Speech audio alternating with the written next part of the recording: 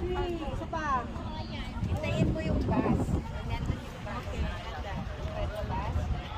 Sige. Dito muna siya. Tapos picture mo na yung bus. Para ka nasa. So guys, dito naman kami. It's the Impress Hotel. Yeah. 7 stars. 7 stars hotel. Sila papantayan. 7 star, yeah. 7 star hotel. Only in Victoria. The Impress. Ikaw, picture kita.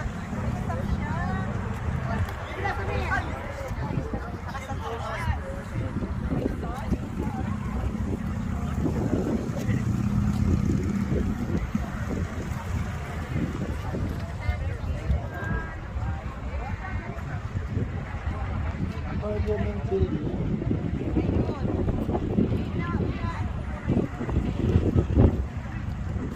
Guys, yung mga pwede nyo mapuntahan dito sa Victoria downtown. Yan.